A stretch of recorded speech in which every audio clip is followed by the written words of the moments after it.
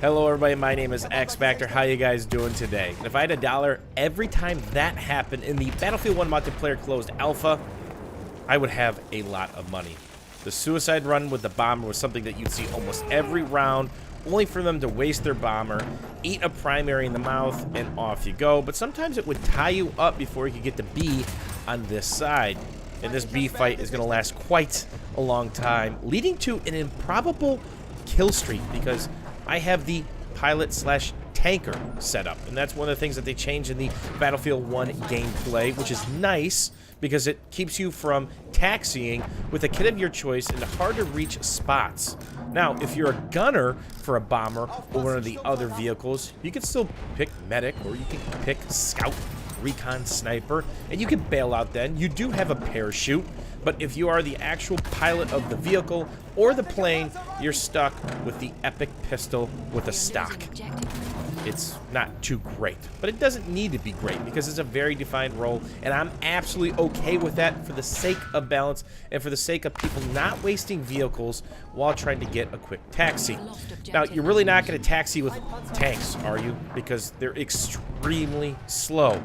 You can pretty much run faster than the vast majority of the tanks available in the Battlefield 1 Alpha. And I know what you're thinking. Hey, when are we going to get a shot at playing some more Battlefield 1? Well, rumor is that the beta, which will be open, will be available after Gamescom in Cologne, Germany. Which, again, for those of you who do not know, that's mid-August. So probably late August, we'll be able to get our hands on some open beta, as that plane just took a nosedive in the background. I don't know if you guys saw it. So this is the pilot/tanker setup, and obviously put a couple in the dome piece there. This is basically the C96. It's a pistol with a stock. I honestly think the hammer could do more damage at various ranges. I was actually going to go hammer that.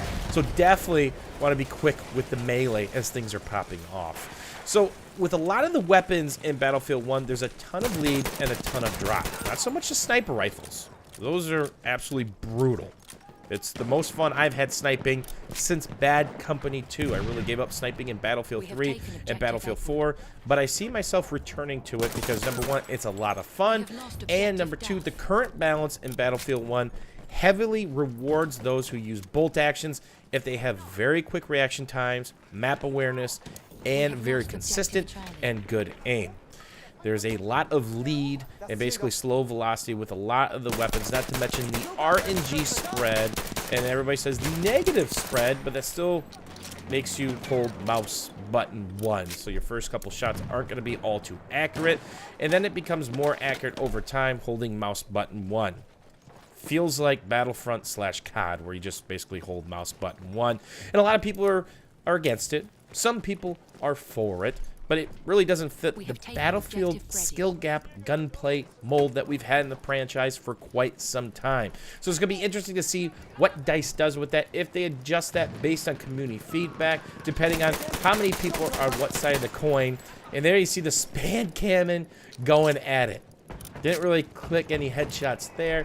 This weapon is fairly accurate, but just doesn't do much damage. And again, that's for the sake of balance. This thing should not dominate the battlefield. I really like where they have it, because when you kill people, heads up, it's honestly pretty embarrassing if you die to this thing, because it basically hits as hard as a Nerf gun as long as you're not getting headshots. So most of you guys know, back at Battlefield 3, Battlefield 4, I've always used my VoIP. Always have it on. Love meeting random people, just gamers. You might not have any clue who I am because I'm a very, very, very small fish in a massive ocean. Think a goldfish. That's about how big I am in the world of gaming and YouTube. I just like working and meeting with random people. If they're here to play some Battlefield, they're here to play some objective-based gameplay, they want to have a little fun, I'm their huckleberry. I've always enjoyed that. I've always done that. And we've met some very interesting personalities and characters doing that. And of course, if there is somebody toxic, you can always kick them from the squad. You can always mute them. There are solutions. But here's my challenge to you guys. When the Battlefield 1 open beta hits, probably late August, early September, because again, the game comes out late October, turn on your VoIP. Make some new friends. Start working with some random teammates, people that you don't normally game with. I can't tell you how many times in Battlefield 3, Battlefield 4, and Battlefield 1 Alpha, I joined up with a couple people who had their VoIP on, and we worked as a squad. Everybody was having a good time. People would die. They'd make a call out. They'd say how many people they thought was there. They'd say, hey, sniper killed me from the tower, the windmill, or there's 2 in the house in the 2nd story. It can drastically improve your game experience because now you're gathering knowledge from other angles, other perspectives, other people in your squad. And knowledge is the power. I always talk about map awareness. That is one of the most important things if you're playing a first-person shooter. How well do you know the map? How well do you understand and can predict what's happening or what's about to happen? As I finally run out of ammo with the ultimate skill cannon and pick up a shotgun. But map awareness is a lot. Now imagine you've got added map awareness from further distances or different places. Because remember, where there's one, there can be more. If there's one guy left alive and all of a sudden a squad bomb happens where a bunch of people are spawning in, there can be a lot more people very, very quickly. So it's always great to have extra sets of eyes. And yep, I'm still on my original life. I've yet to die. I do have a shotgun. I knew that guy was on the flat cannon there. I'm on cooldown. Not exactly my kit of choice, being a shotgun. Great for a lot of people. Very, very effective in the buildings, the houses, and of course the windmills in Battlefield 1. And down with the ship. Didn't want to give up a Jeep. Just kidding. Those things are so easy to kill. It's not even funny. So do you guys play with your VoIP right now? What do you guys think of the community challenge? I, for one, really want to grow the Battlefield community when open beta hits and Battlefield 1 hits because we're about to have a massive influx of new players. People who haven't played Battlefield in a long time. People who have never played Battlefield before, and I just saved that guy from getting bayoneted. Lucky day. For him, I guess.